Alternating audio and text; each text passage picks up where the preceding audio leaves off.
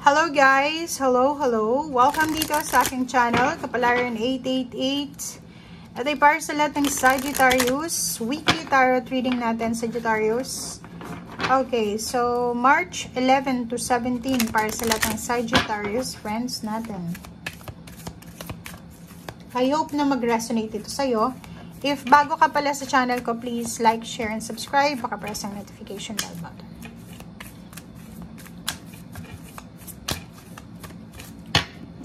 Kumuha tayo dito guys ng 3 cards. Pero gustong lumabas na itong 4. Okay. Sagittarius trees, persecution, Asia.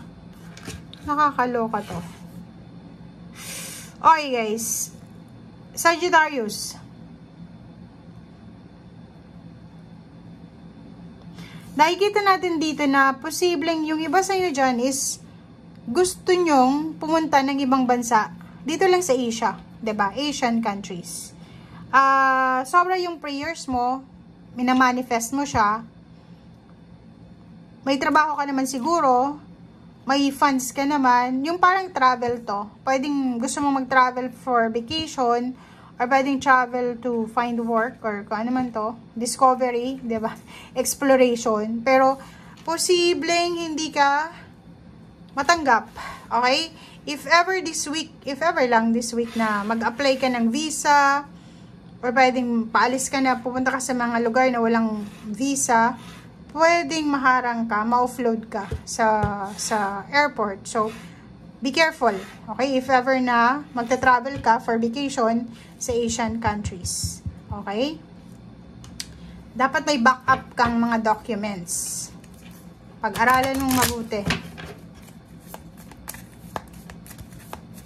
May iba din dito guys na it's either single ito na Sagittarius.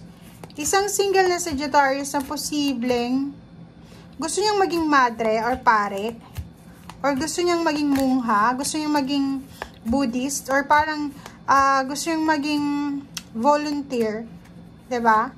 Kaso lang yung pamilya niya kasi foundation to eh. Yung pamilya niya hindi pabor sa mga pinaplano niyang ito. May iba din sa inyo ditong gustong magpakasal. Pwedeng pagpapakasal to eh. Kaso lang, rejected ng family eh.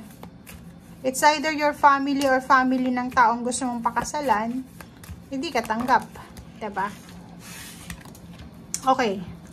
So, sinasabi ng Barasay dito, say what you mean, be true to yourself. Yun lang yung kailangan mo daw sa ngayon. Kahit sabihin na i-persecute ka pa, i-ignore pa, i-reject pa kung ano man yan, have faith.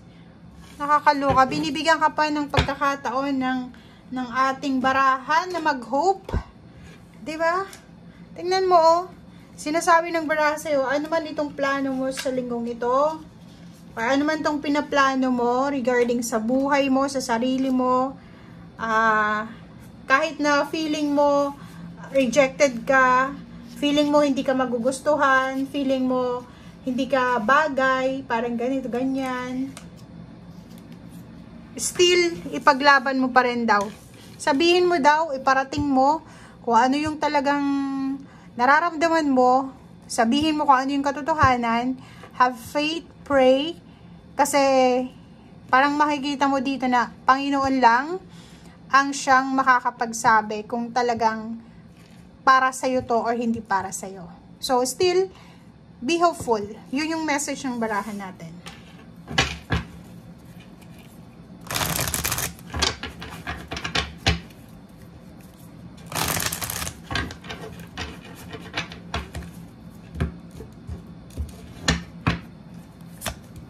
Okay, Wheel of Fortune. Galing. So, yung iba sa inyo dito na maraming mga fears, kinakatakutan, mga unrealistic goals, dreams, or mga aspiration, sinasabi ng barahan na kailangan mong baguhin na ito. Okay? Kailangan na nating baguhin, Sagittarius, yung mga habits natin. Relationship, sobrang pagsiselos, sobrang paghihigpit sa isang relationship, takot na mawala ng relasyon, mawala ng pera, i-abandon na ng pamilya. kailangan mo na daw na umalis sa ganyang mindset. Prioritize happiness. Prioritize balance. Lalo na sa relationship. So, if ever na silosa ka, instead na magselos ka, kasi minsan yung nagsiselos is parang feeling mo insecure ka, diba? Kulang sa'yo. Panin mo yung kulang sa'yo. Hanapin mo, alamin mo, ano ba yung kulang sa akin? Bakit ko iniisip na etong karelasyon ko is maghahanap ng iba once na malayo na siya sa akin? So, kung feeling mo may kulang sa'yo, yun yung kailangan mong hanapin. Okay? Nakikita natin dito yung travel, may bibili ng sasakyan, or it's either may hulugan dito ng sasakyan. Okay, may iba sa inyo ditong may mga emotional problems, mayroong mga financial problems, may physical health problems na pwedeng isa yun sa dahilan kung bakit hindi ka makapasok-pasok sa bagong trabaho mo na in-applyan dahil bumagsak ka siguro sa medical or sa kung saan pa man. Yung iba naman sa inyo dito, Sagittarius, is pwedeng kailangan yung mag-travel sa malayong lugar para magtrabaho. Okay? Parang nakikita mo kasi yung sarili mo na kung nasaan ka man sa ngayon, is hindi yan yung lugar na talagang aasenso ka.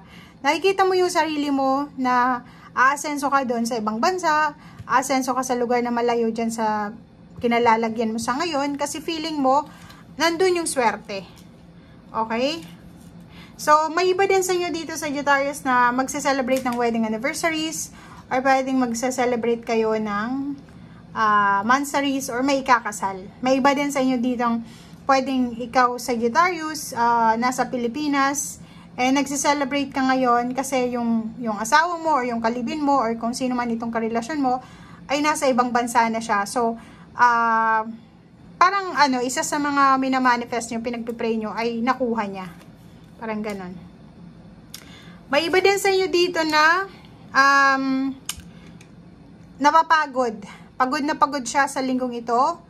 Wala siyang interest. Wala siyang parang gusto niya magpahinga, matulog lang. Walang action na gagawin. Sinasabi ng Ace of Wands na to na kailangan mong maging excited. Maging excited ka sa linggong ito. Maging passionate ka.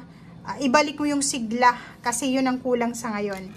Okay? Take care of your body, physical health. Huwag mong isuko yung pangarap mo.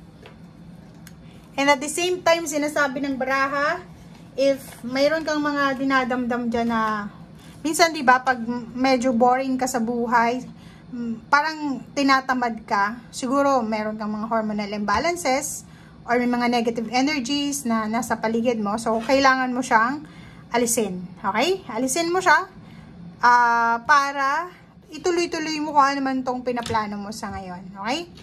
So, take care of your physical health dito. Lalo na kung pagod ka, matulog ka, magpahinga ka. Thank you guys. Bye!